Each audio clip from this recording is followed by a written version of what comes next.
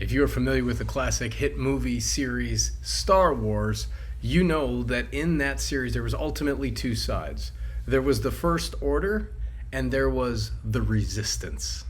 The Resistance was a small group of people trying to maintain freedom and democracy, while the First Order is the overarching, powerful empire that's trying to control everything. In Isaiah 55, 8 through 9, we are reminded that God's thoughts are not our thoughts, and his ways are not our ways.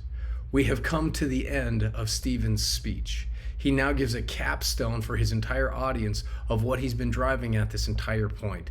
He starts in verse 51. He says, "You stiff-necked people, your hearts and ears are still uncircumcised.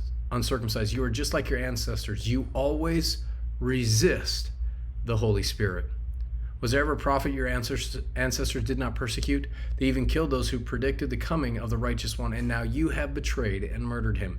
You who have received the law that was given through angels, but have not obeyed it." What's happening here is God has done something in the midst of the nation of Israel that they did not see coming. His way was not their ways.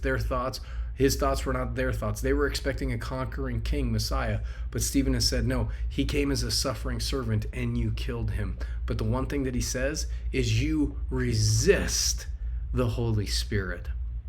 When God's plan starts to unfold in our lives, we have two options, either to accept the plan or resist God's plan. Now, when we think of Star Wars, we think that the Resistance are the good guys. They're trying to maintain freedom.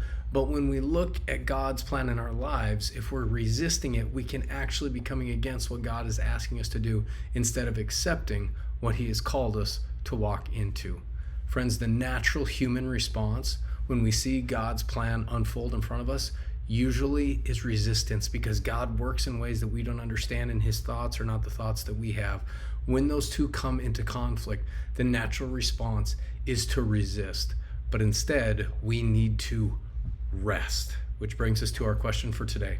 Are you resisting God's plan, or are you resting in God's plan, that even though you don't understand it, you're continuing to follow after him? May we all be resting in God's plan instead of resisting. Well, I do have to let you know, I still love the Star Wars movie. Go Resistance in that context, but in this context, let's rest in the power of God and the plan he has for us. You are loved to love others.